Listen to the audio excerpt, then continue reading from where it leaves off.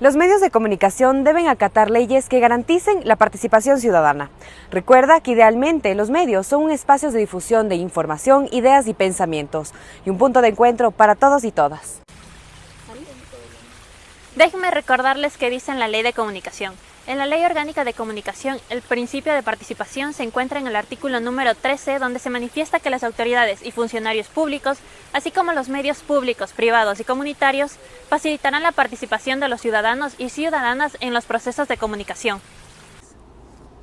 En esta ocasión tenemos la opinión de un experto sobre el tema para esclarecer dudas que quizás tanto como tú y yo se nos han ocurrido a lo largo de este tiempo. Elemento de participación ciudadana. Y una de las ideas que estaba detrás de la Ley Orgánica de Comunicación inicialmente, a pesar de las críticas que hay, son súper respetables, son súper válidas en el marco del asunto, es que tenía que haber mayor participación ciudadana en la gestión de, por ejemplo, de los medios públicos, ¿no? Y esto implica tener que estos derechos estén garantizados en la generación de espacios, lo que se planteaba como el principio de democratización de la comunicación. Esto quiere decir que los dueños y dueñas de medios de comunicación no pueden concentrar las frecuencias radiales o televisivas, para que no se polaricen las voces que informan a la ciudadanía. Ahora que sabemos cuál es el principio de participación, ¿quieren ver cómo este se aplica en nuestra cotidianidad? En el 2016, la Contraloría General del Estado dio 2 informes. En el primero, se presentó que hubo un grupo de 13 concesionarios que representaban el 15% total del mercado, con más de 4 frecuencias, entre matrices y repetidoras. En los primeros 5 lugares se ubicaron las empresas Sonorama, con 17 frecuencias, 1 matriz y 16 repetidoras. JC Bruja, con 14 matrices y 13 repetidoras. Radio Colón, con 11 matrices y 10 repetidoras, y Camboa Comunicación Total, 10 repetidoras y 10 matrices, que es del Grupo Canela. ¿Les suena alguna? Esto debe ser porque son las más escuchadas a escala nacional, pero ¿sabían que en su mayoría le pertenecen a la familia Yunda? ¿Tener más de una frecuencia está permitido? Según la Ley de Comunicación, un concesionario solo puede tener una frecuencia matriz en FM. En este informe se detalló que existen 37 concesionarios con más de una frecuencia matriz en FM.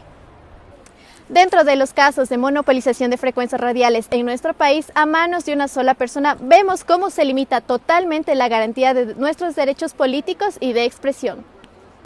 En operación al momento actual. Y este proceso público competitivo de frecuencias está basado principalmente en que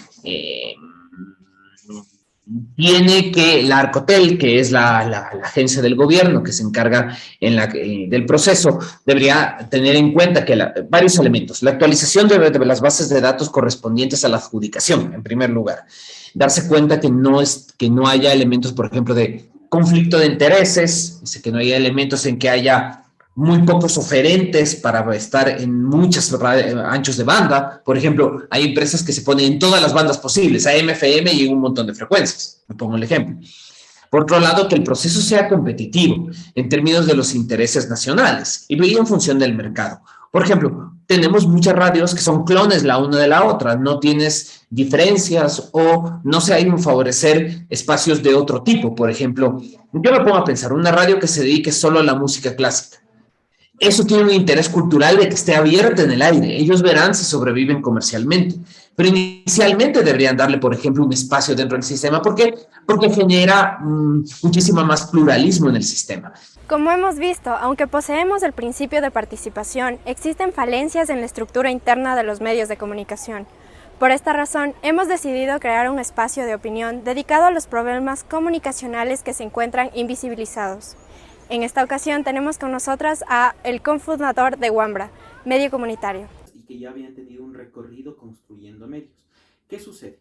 Nosotros logramos superar como los 2 primeros escollos, que eran justo todo el proceso técnico, todo el proceso administrativo, pero ahí, en esos momentos, se veía también mucha tira y afloja político. ¿Por qué? Porque estábamos próximos a las elecciones presidenciales de 2017 que arrojaron como presidente a Lenín Moreno. Traje de entretenimiento, entonces cumplíamos absolutamente todo, y dentro de las comunidades que en esos momentos formaban Wambra y que tenían programas en Wambra, observábamos como mucho de eso y de las posibilidades que nos daba, pero no hay voluntad política. Creo que ese es el principal punto. No hay una voluntad política para que las organizaciones que estén por fuera de la iglesia obtengan frecuencias de radio y televisión. Para finalizar, en el principio de participación ciudadana, en la Ley Orgánica de Comunicación, se toman en cuenta los siguientes derechos. Derecho a ser informados. Derecho a emitir opiniones. Derecho a ser escuchados. Derecho y deber a incidir en la toma de decisiones del país.